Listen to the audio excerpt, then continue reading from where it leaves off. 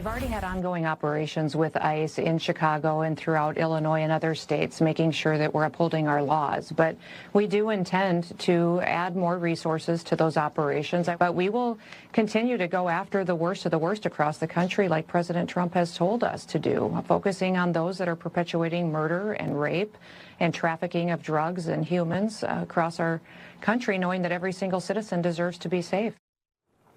Well, that was Department of Homeland Security Secretary Kristi Noem confirming to CBS News that the Trump administration intends to ramp up ICE operations in Chicago, with activity spreading to other Midwestern states surrounding Illinois. This all ties into the crime crisis happening in Chicago, which shows right now no signs of improving anytime soon. There's been recent examples of that, including over the Labor Day holiday weekend, where this is reported, at least 54 shot, a number of fatalities reported as well. It happened across several incidents, including a mass shooting, which left 7 people wounded in a neighborhood on Chicago's South Side.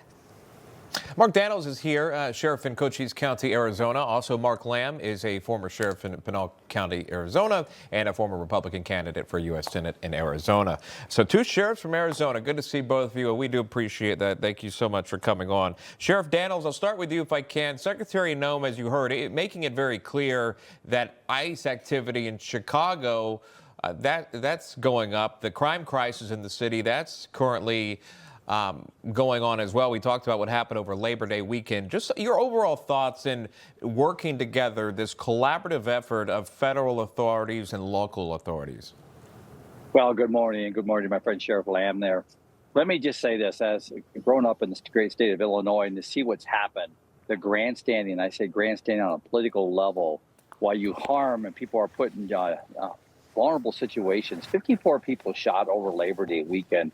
I mean, anywhere else, I would welcome the federal government to come in and help me if that was going on in my county. Sheriff Lamb would agree with me on that, and police chiefs around the country.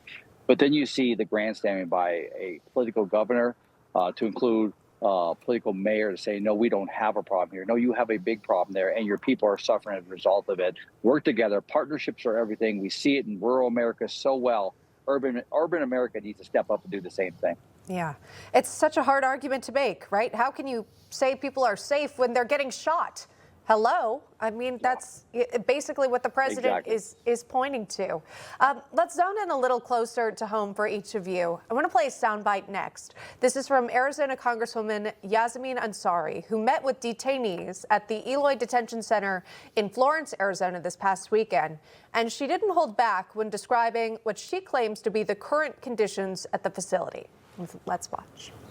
Dehumanizing, racist, unacceptable treatment, a stain on the humanity of this country. First and foremost, they do not have access to quality water. The water that they are given to drink has chlorine in it. It is giving them rashes on their bodies. They all said that they are getting used underwear. Sheriff Lamb, could you respond to those accusations?